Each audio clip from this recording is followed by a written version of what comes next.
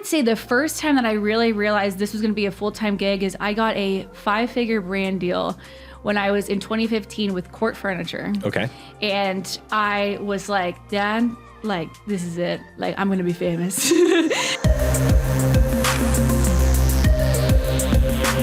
Hey everybody, welcome to Top Creators.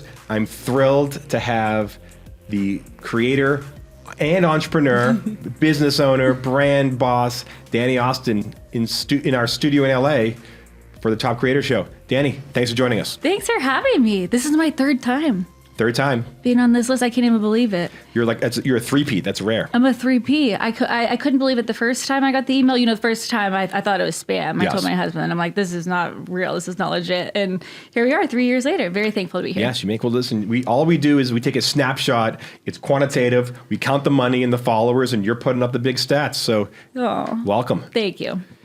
Let's talk about, so right now you have more than 3 million followers. Mm-hmm. What were you doing before you became an influencer? So I am like an oldie in this industry. Okay. I've been creating videos since 2012. I started when I was 19 years old. The term influencer was not even around. You a vlogger? Or I was a YouTuber. What do they call them? Like life casters? Life casters, I had heard that. I was technically a YouTuber. Okay. And so I was studying to become a physical therapist at the University of Texas. Yep. And UT in Austin? In Austin. Nice. Love Austin. And so my brother was a musician on YouTube. And so he started, but he had a talent. So he started posting these videos, and he had some videos pop off because people thought he was John Mayer in a couple of his videos. And so he like quickly garnered this audience. Does he sound like John Mayer? You know, he kind of did. Nice. He's a singer-songwriter, does a lot of like slower acoustic versions of popular songs. Okay. And so he introduced me to this space online. I'm like, that's so weird. Like, I have real friends. Like, I don't need like online friends. But he started putting me in some of his vlogs. We did like a sibling tag, and I fell in love with the community so much. I secretly started making videos in my dorm room because my girlfriends would have thought that was so weird. Okay. So I started posting them. You were way ahead of your time. Well, it was so crazy because my audience was really young too. Okay. So I was 19. My audience was probably like 12 to 15. And within 3 months, I had 100,000 subscribers. And I had connected with some girls that were doing it, full time in Los Angeles. And YouTube space was about to be built. There were some agencies out in LA. So I kind of had this like inkling. I'm like, okay, nobody is doing this in Texas, but if it's happening in California, it's probably going to trickle down here. So every summer from then on out, I would move to LA, collaborate, worked at YouTube space, worked with a manager that was managing other like way bigger talent, and kind of learned the business side. What were you posting back then? Like what was you said like your brother is a musician, so he had songs. What were you doing on the film? So I was creating content. I had a series called Things I Wish a Sister Taught Me. Okay. So I never had a sister growing up. And so everything that I was learning or going through as my personal experience in college, I would vlog about. Okay. So whether that was, studying and double majoring, or it was my fitness routine in college, or rushing a sorority, whatever it was.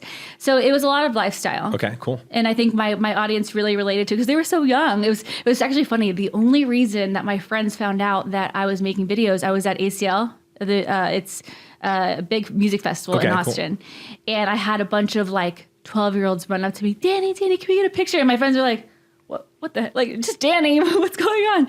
But yeah, so since then, I've really just grown with my audience. It's so crazy. I'll meet people and they're like, I followed you before you even met your husband. That's crazy. Like, they've known me longer than I've known my husband. What would you film on? Did you have like a webcam back in the day? So I did because my brother is a musician, he really set me up. So he told me like, you better start investing. So I would sell my clothes on eBay. Okay. And I bought a bunch of equipment, a Canon, and then I invested in a nice lens, like pretty early on. But I did have clip-on light bulbs that I got from like Home Depot for the lighting. Nice. The lighting was horrible. But I invested in my equipment early on. I was like, I think this could be a thing, but I need to have good quality. So when did it become a full-time thing? So you're at UT, but then you're going out to LA, this crazy YouTube house in the summers, and then going back to UT. Did you finish college? Finished college reluctantly. 2015 graduated, called my dad, said, Dad, I love you, but I'm not going to be a physical therapist. I'm going to be a YouTuber. And he was appalled, of course. So, but it's funny. I graduated and I still had side gigs because I wasn't making enough to really just living in downtown Austin, there's no way. Yeah. So I was like a social media manager for a couple of startups, and I just like dabbled in other things to really, But I had I hung out with a lot of food bloggers. Yes. So I had kind of a free lifestyle. That's cool. That's good. So I got free food all the time. So I was like, I'm living the life. Yeah, you got fed well. Like I was fed well. And, but I would say the first time that I really realized this was going to be a full-time gig is I got a 5-figure brand deal when I was in 2015 with Court Furniture. Okay. And I was like, Dad, like, this is it. Like, I'm going to be famous.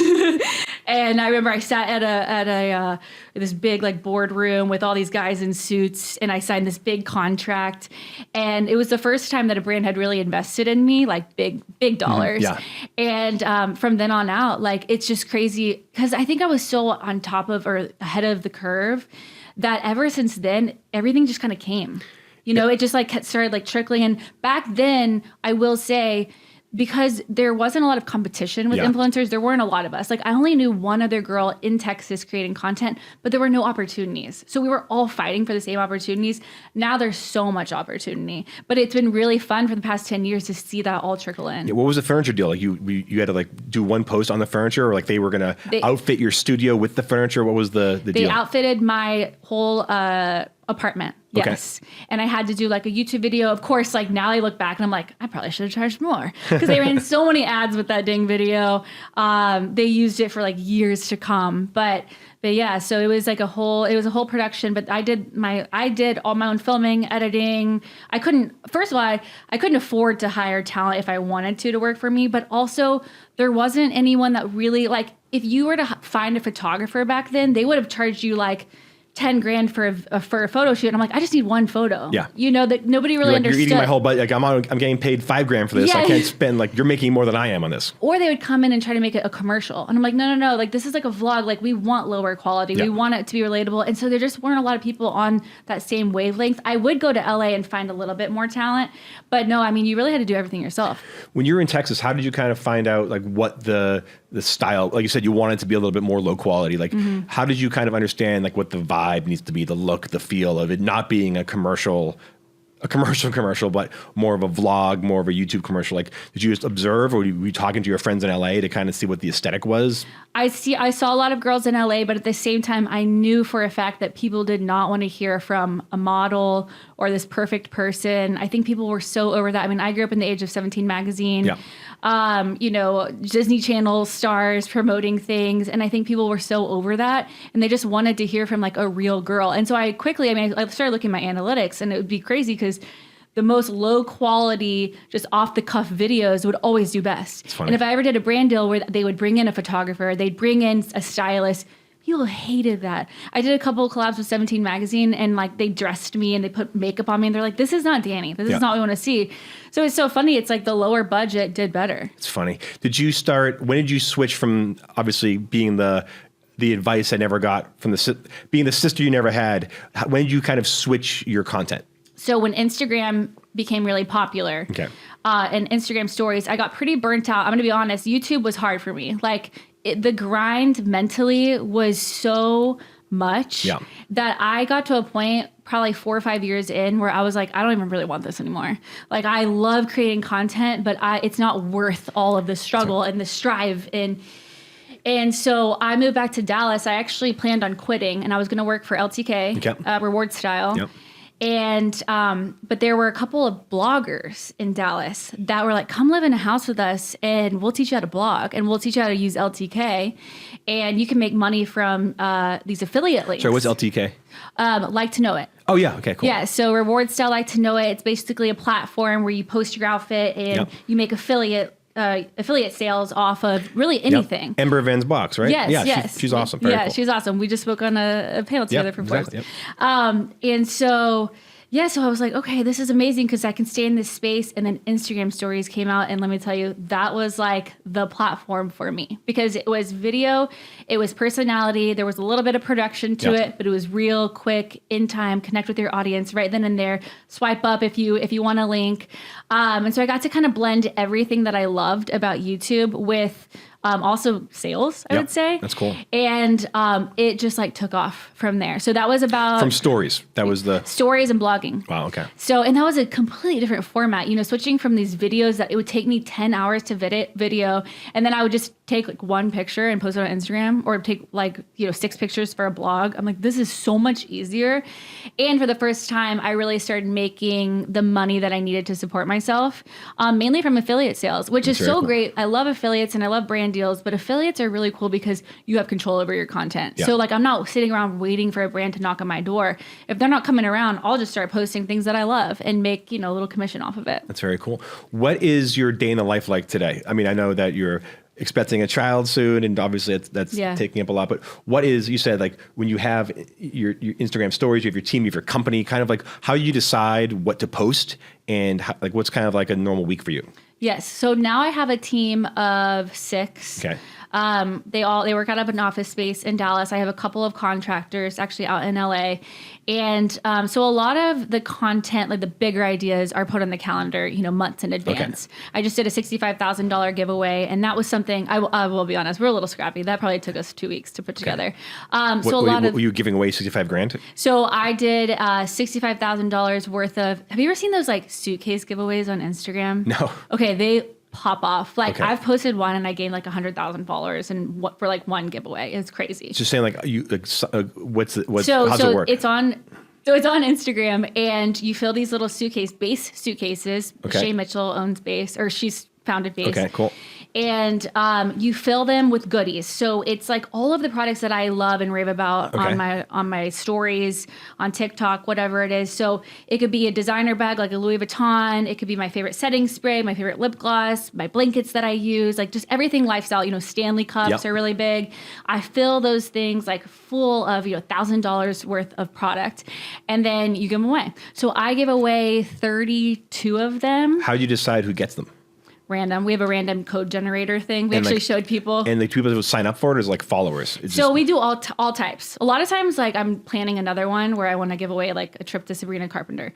Okay. And for that one, I will just have people like and comment, maybe tag a friend.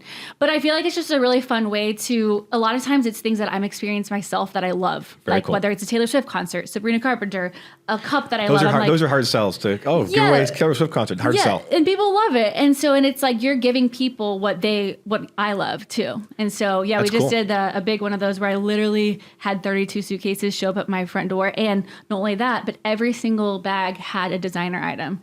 So we actually hired a security guard to come in our content and to like guard the content while we're giving everything away. Do the brands pay? It's almost like Oprah's favorite things, right? Do brands pay you to be included, or it's just like these are your favorite things? No, I would never let a brand. Okay. I mean, they would probably want to, but I want it to be like very authentic. Like I want it to be like, no, like I put the work into this. I just had we need to start like a Forbes under 30 giveaway suitcase, because so many people make incredible, like you've been to under 30. We always stock our green rooms with all products from under 30s. Like we should start doing that. Yeah, that's got the CMO of Rare Beauty. Yep. She was here. She dropped off a bunch of goodies. Now I'm using a bunch of stuff I didn't know about. We got Neuro Mints, which are like the caffeine mints that no one knew about it the first time. So there's eating mints and getting absolutely jazzed on them. See, I need that. I'm pregnant now, but after, like, I need those mints. Yes, because you're going to be getting up early. That's cool. Awesome. And what's the purpose of Suki? Is it to get engagement? Is it to get more followers? Like what is kind of it's obviously a lot of work. Like what is the motivation behind these giveaways? I think a little treat so people come back and they know that you're trying to take care of them. And like I love to share things that I love with my audience. Yes, sometimes you grow from followers. Like the $65,000 giveaway, I didn't grow. Like that wasn't the goal. That was more so just to like listen to my audience and give them something that they wanted. So there's different goals for each one, but like who doesn't love the opportunity to win something? Yeah, it's very cool. I enter people's giveaways. So you're doing that. Have you ever entered a giveaway? Never entered a giveaway. I have no idea what this is. So it might be kind of sketchy because they'd look you up and be like, oh, Forbes. He can't win. He can't win. It's too conflict of interest. I can't get any gifts worth more than $100 because that's seen as bribing. Oh, I didn't know that. Yeah, so just like everyone send me a gift for $99.99. We'll figure that out. Yeah, that is very cool. How do you decide? Like, so you're blogging and posting. How do you decide?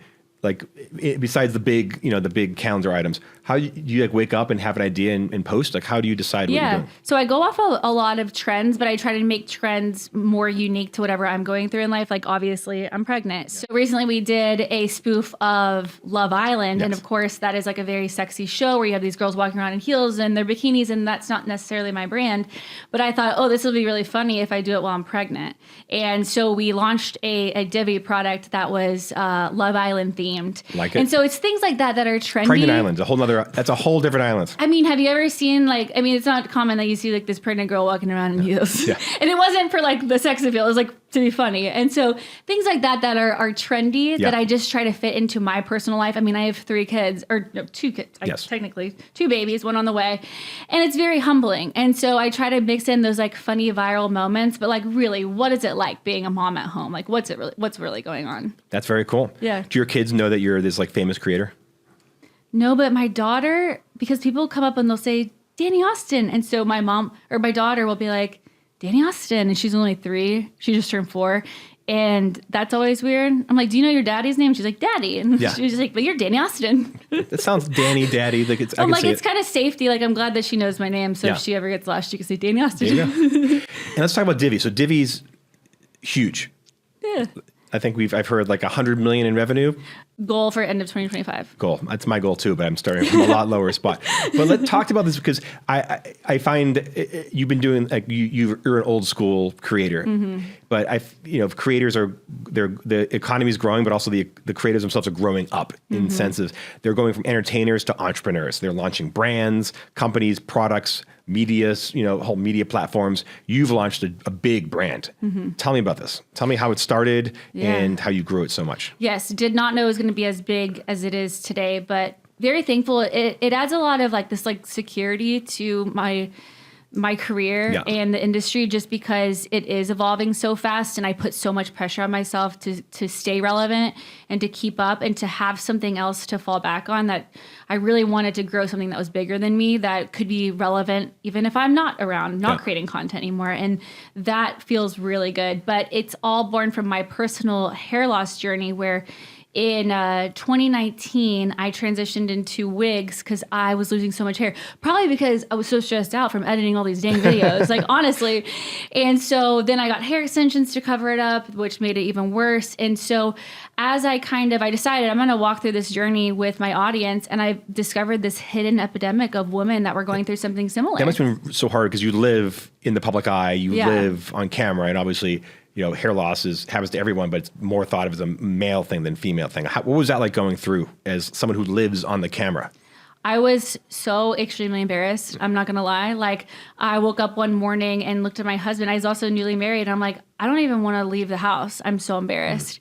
And he was like, well, the Kardashians wear wigs. Why don't you wear a wig? We lived in Dallas, Texas. Yep. There's no wig shops. No. So we flew out to La Cienega. We flew out to LA and found my first wig, named her Kim, after Kim Kardashian. Here we go. And I wore that. Shout out to Kim for the wig. Shout out to Kim.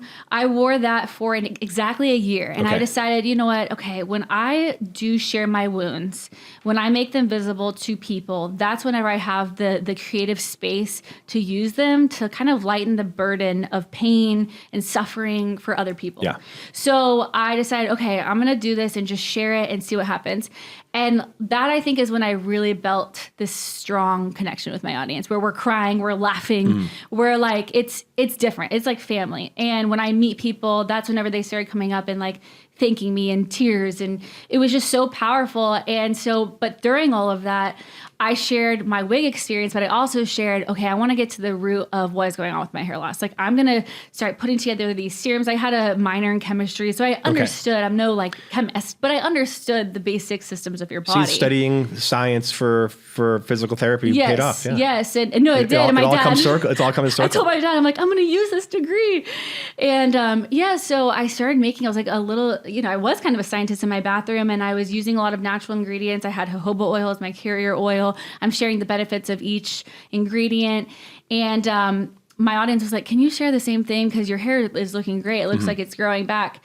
And so I told my husband, I said, I think I need to find a chemist and like really go full tilt and find and create something for people that is powerful, has efficacy, but it's also clean, because a lot of the ingredients out there that are proven to help with hair loss, you can't use when you're pregnant, or you can't use if you're trying to start a family. Yeah, like Propecia stuff, it's like if you're a woman, don't even touch it, because exactly. it's so bad for if you're pregnant. They have like crazy warnings on that stuff. And a lot of things, like even Rogaine, whatever it is, it helps temporarily, but long term it's not good.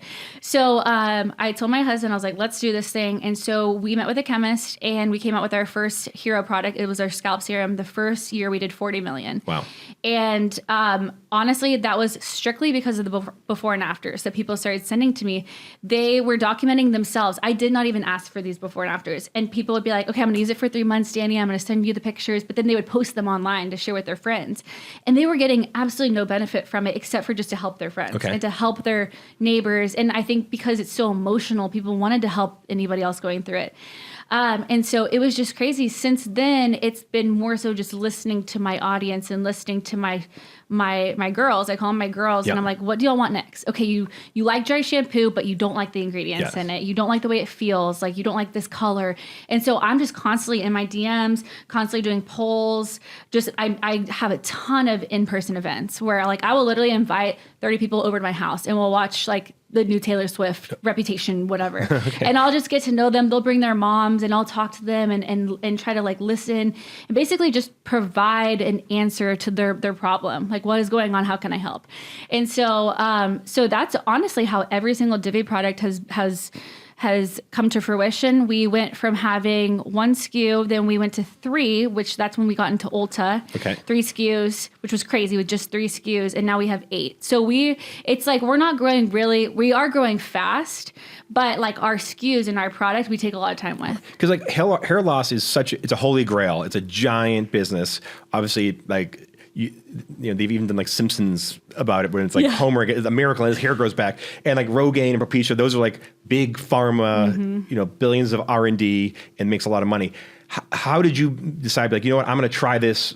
I'm going to get into the game with like do a chemistry set and try and like organic, like, how does it work? Like, what is it? Have you solved baldness, or is it for certain issues? It's great to kind of. I think anyone that's going through hair loss is desperate. Like, you will try anything, but you're also, when you are trying to start a family, or there's just things that are off limit. And so for me, it was finding alternatives that did the same thing as some of these other, prescription drugs did, but finding alternatives that were more natural, that worked. But that's why I also wanted to connect with the chemist, because I knew it was like beyond my knowledge. And so there were amino acids and peptides and things that I just couldn't get my hands on. And so we have an in-house team of female scientists that and then our VP of product development came from Nutrafol. And so, to be honest, it is so over my head these days, the science and the clinicals and everything we do with all of our ingredients. But my biggest thing is I want people to be able to use it long term. How did you use your social media footprint to get Divi off the ground? Yeah, so, I mean, everything was through social media. Like that 40 million were through my links that I just shared on my Instagram stories. I had no retailers. We just had a, D2C. And, but my biggest thing was more so like the Divi community. When I first launched, I always knew, yes, I came from an influencer, space and background, but like, I wasn't going to be traditional in the sense of having influencers.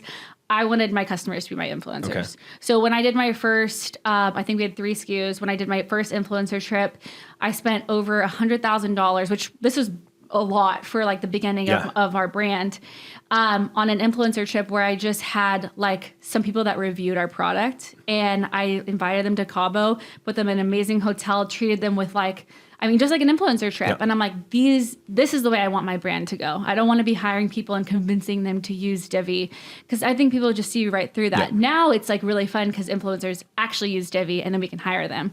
But from day one, I was like, my customers are my influencers. That's when I do some of these giveaways, or whenever, Divi, we have an event, like I always call it like an influencer dinner or an influencer event. And it's just, it's my girls that actually help me grow the company. That's so cool. What is going to be your plan for the next year? With Divi?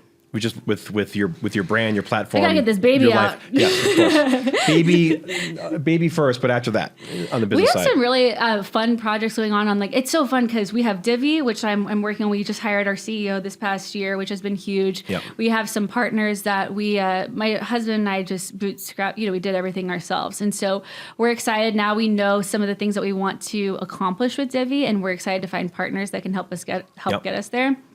So with Divvy, there's a lot to be done. I have my eye on other retailers going international. I mean, there's so much.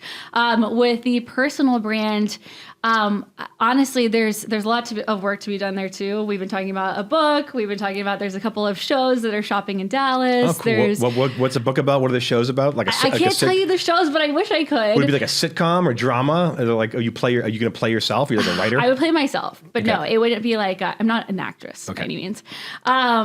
And then book, I have a lot of like personal journeys that I still haven't shared with my audience, which I'm just kind of looking for the right platform to do so. So I've always wanted to write a book. And then honestly, like I'm just really, I love finding new ways to give back to my audience. Like that's my biggest thing is I want to use the resources that I feel like God has put on my lap and love on other people.